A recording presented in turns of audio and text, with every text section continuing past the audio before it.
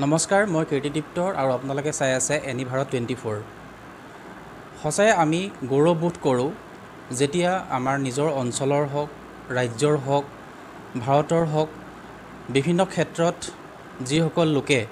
বিভিন্ন সময়ত তেওঁলোকে সুনাম কঢ়িয়াই আনিবলৈ সক্ষম হয় আৰু তেনেদৰেই আজি এক পিতৃ মাতৃয়ে এক সফলতা অৰ্জন কৰিছে নিজ পুত্ৰৰ পৰা। আৰু সেয়েহে আজি মই উপস্থিত আছোঁ শিৱসাগৰ জিলাৰ আমগুৰি সমষ্টিৰ অন্তৰ্গত চাৰিঙৰ গছপৰীয়া গাঁৱৰে এজন কণমানি। আচলতে তেওঁ এক বিশেষ তেওঁ যি পঢ়াৰ লগতে বিভিন্ন ক্ষেত্ৰত তেওঁ যি মনোনিৱেশ কৰি তেওঁ সুপ্ত প্ৰতিভা, সেই সুপ্ত প্ৰতিভাসমূহ তেওঁ বিভিন্ন বিষয়ত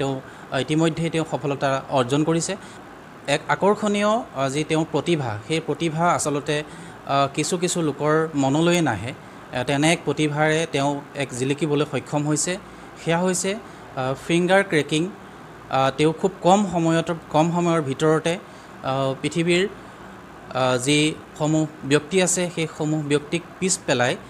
তেওঁ খুব কম সময়ৰ ভিতৰত ফিংগাৰ ক্ৰেকিং কৰিবলৈ তেওঁ সক্ষম হৈছে। আৰু সেই ফলশ্ৰুতিত তেওঁ যি ৱৰ্ল্ড ৱাইড এক স্বীকৃতি পাবলৈ সক্ষম হৈছে। এয়াই হৈছে মোৰ লগত আছে। প্ৰথম তোমাক অভিনন্দন জনাইছোঁ আৰু প্ৰথম তোমাৰ নাম জানিব বিচাৰিছোঁ আৰু তুমি কোন ক্লাছত পঢ়ি আছা?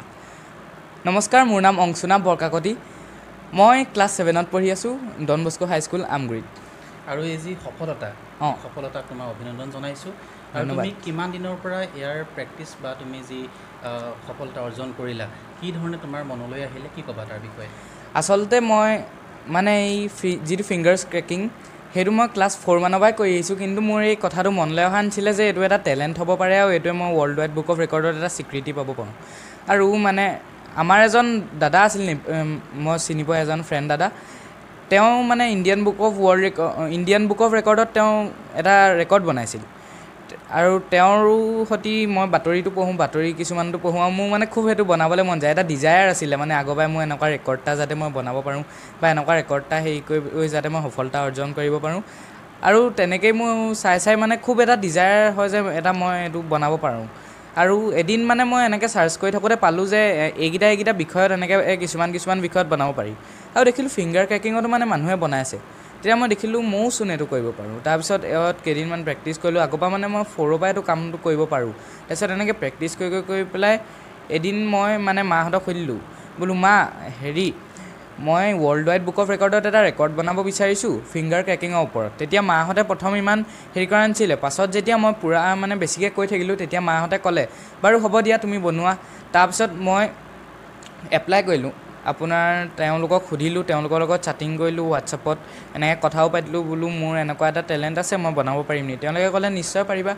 তাৰপিছত মোক এপ্লাই কৰিবলৈ দিলে। মই তেওঁলোকলৈ ভিডিঅ' পঠিয়ালোঁ। এনেকৈ ভিডিঅ' কৰি থাকোঁতে ফটো এনেকৈ পঠিয়াব লাগে। তাৰপিছত তেওঁলোকে মোক 5 আগষ্টত এনেকৈ চেংচন কৰিলে যে হয় তোমাৰ এইটো লিগেলি তুমি এইটো বনাইছা, কোনো মানে মই এইটো চিটিং বা হেৰি কৰা নাই, আৰু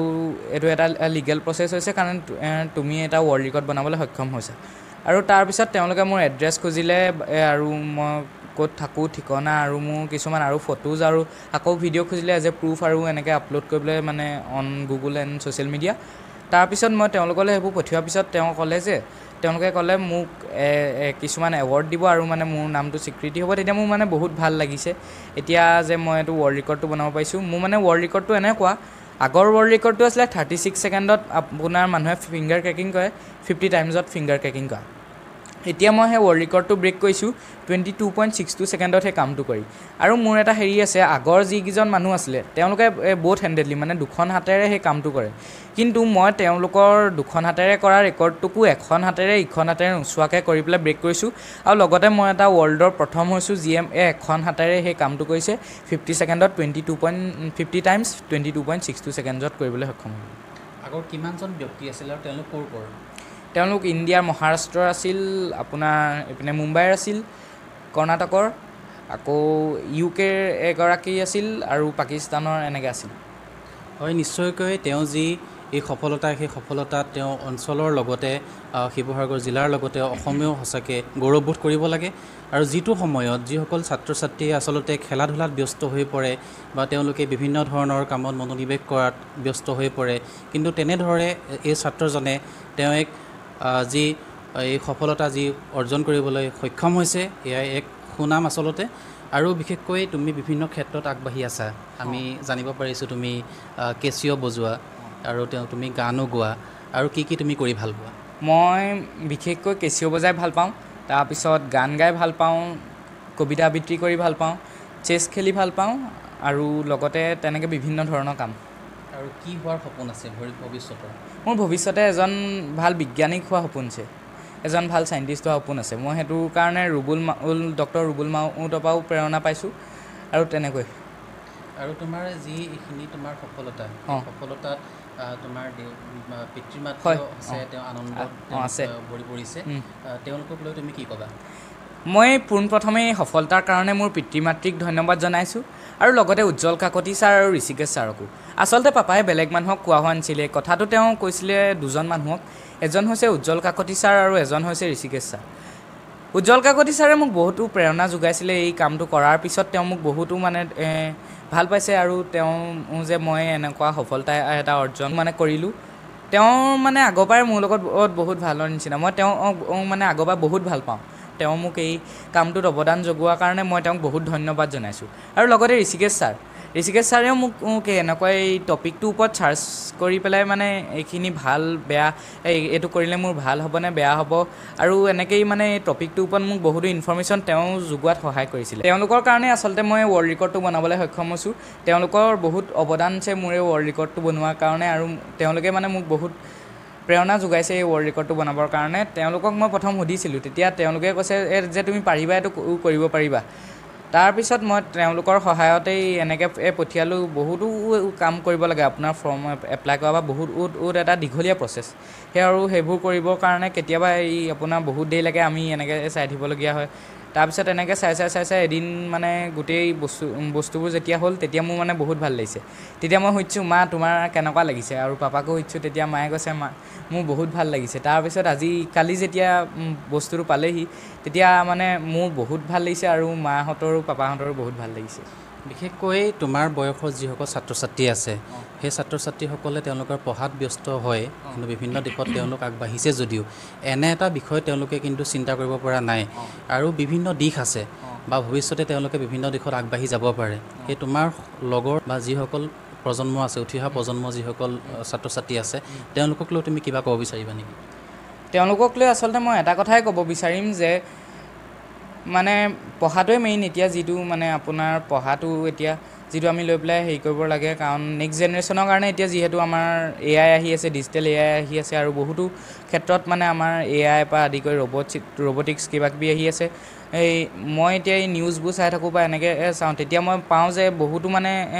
জবৰ পৰা আদি কৰি বহুত হাৰত কমি আহিছে মানে তেতিয়া মানে আপোনাৰ এনেকুৱা হৈছে যে ভালকৈ মানে নপঢ়িলে কোনো এটা বিষয়ত সফল হোৱাটো মানে অসম্ভৱ হৈ পৰিছে বিচাইড ডেট আপোনাৰ মানে এক্সট্ৰা কাৰিকুলাৰ এক্টিভিটিজ আছে তাতো লাগিব ধৰি লওক আপোনাৰ এতিয়া মই কেচিঅ' বজাওঁ বা এনেকুৱা এটা ৱৰ্ল্ড ৰেকৰ্ড কৰিছোঁ তেনেকুৱা কিছুমান এক্সট্ৰা কাৰিকুলাৰ এক্টিভিটিজো দৰকাৰ হ'ব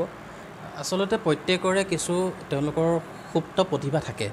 যেনেকৈ সেই সুপ্ত প্ৰতিভা তুমি বিকাশ কৰিবলৈ সক্ষম হৈছা আৰু যিসকল লোকৰ সুপ্ত প্ৰতিভা আছে তেওঁলোকে কিন্তু এখন মঞ্চ পোৱা নাই বা তেওঁলোকে সুবিধা পোৱা নাই সেইখিনি প্ৰকাশ কৰিবৰ বাবে সেইখিনি কেনেধৰণে তেওঁলোকে প্ৰকাশ কৰিব লাগে কেনেধৰণে তেওঁলোকে সেইখিনি বাহিৰলৈ উলিয়াই নিব লাগে কি ক'বা সেই বিষয়ে মানে আপোনাৰ ধৰি লওক এতিয়া ময়ো বহুত মানে আপোনাৰ ইণ্টাৰনেটত চাই মেলি পেলাই বস্তুবোৰ হেৰি কৰিছোঁ মই এতিয়া ফোনত আপোনাৰ সময় পালে এনেকুৱাবোৰ মানে বস্তুবোৰ চাই থাকোঁ যে কোনটো বিষয়ত কেনেকুৱা বস্তু মানে কেনেকৈ কাম কৰিব পাৰি তেনেকৈ কিছুমান কাম কৰি পেলাই আপোনাৰ সেইটো ইমান প্ৰব্লেম নহ'ব এইটো এপ্লাই কৰিবলৈ আপোনাৰ মানে ফোনত কৰিব পাৰিব কিন্তু বহুত প্ৰচেছ আছে মানে সেই প্ৰচেছখিনি জানিব লাগিব অকণমান কৰিবৰ কাৰণে আৰু আপোনাৰ মানে চিডিঅ'বোৰ পঠিওৱাৰ পিছত তেওঁলোকে নিজৰ প্ৰতিভাটো প্ৰথম মানে বিচাৰি পাব লাগিব সন্ধান কৰি ল'ব লাগিব আৰু তাৰপিছত সেই প্ৰতিভাবোৰ বিকাশ কৰি পেলাই মানে যদি তেওঁলোকে সঁচাই পাৰিছে তেন্তে মোৰ নিচিনা এটা ৱৰ্ল্ড ৰেকৰ্ডো বনাবলৈ সক্ষম হ'ব বা অন্যান্য কোনো ক্ষেত্ৰতো আপোনাৰ মানে সফলতা অৰ্জন কৰিবলৈ আৰু এটা প্ৰশ্ন আছে তোমালৈ যিহেতু আজিৰ যি দিন সেই দিনত বিভিন্ন তেওঁলোকে ছাত্ৰ সমাজ বিভিন্ন বিপথে পৰিচালিত হৈছে এটাই কাৰণ আছে তাৰ যি মোবাইল ফোন যিটো স্মাৰ্টফোন সেই স্মাৰ্টফোনৰ যিটো ব্যৱহাৰ সেই ব্যৱহাৰ তেওঁলোকে ভাল দিশত কৰিছে নে বেয়া দিশত কৰিছে সেইটো আচলতে তেওঁলোকেহে জানিব আৰু সেই দিশসমূহ তেওঁলোকে নিৰ্ণয় কৰিব লাগিব আৰু মোবাইল ফোনৰ বহুতো ভাল দিশো আছে তেওঁলোকে বিভিন্ন ধৰণৰ চাৰ্চ কৰি তেওঁলোকে যিখিনি নজনা কথা সেইখিনি তেওঁলোকে গেইন কৰিব পাৰে কিন্তু তেওঁলোকৰ তাত ব্যৱহাৰৰ ওপৰত মূল তেনেদৰে তুমি যি ভাল দিশ তুমি লৈছা তাৰ ব্যৱহাৰ তুমি সেই ব্যৱহাৰ ভাল দিশ লৈছা সেই কি ধৰণে সেই ব্যৱহাৰটো কৰিলে ভাল হয় তাৰ বিষয়ত কি ক'বা তুমি আচলতে মোৰ মোবাইলটো মানে ভালকৈ ব্যৱহাৰ কৰাৰ ওপৰত মা পাপাৰো বহুত অৱদান আছে মায়ে তাৰমানে মোৰলৈ ফিক্স টাইম কৰি দিছিলে যে মই মোবাইলটো দিনত 30 মিনিট চাব পাৰিম তাতকৈ বেছি চাব নোৱাৰোঁ এতিয়া মই 30 মিনিটত কি চাওঁ সেইটো মোৰ কথা সেইকাৰণে মই মানে ভাগ কৰিবলগীয়া হৈছিলে বস্তুবোৰ ধৰি লওক মই মানে এনেকুৱা বস্তুবোৰৰ ওপৰত চাৰ্জ মাৰিলোঁ 15 মিনিটছ তাৰপিছত কেতিয়াবা মই এনেকৈ বাহিৰা কিবা কিবি চাওঁ বা কেতিয়াবা গেম খেলোঁ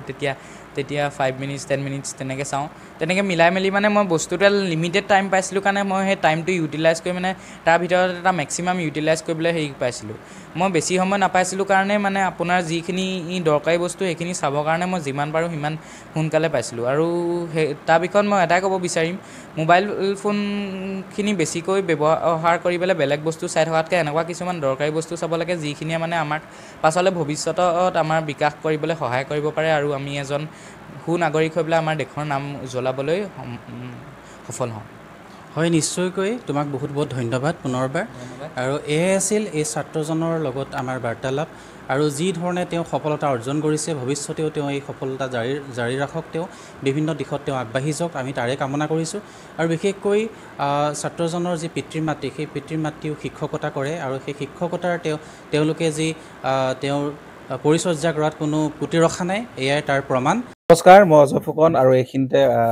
সমূহ এনি ভাৰত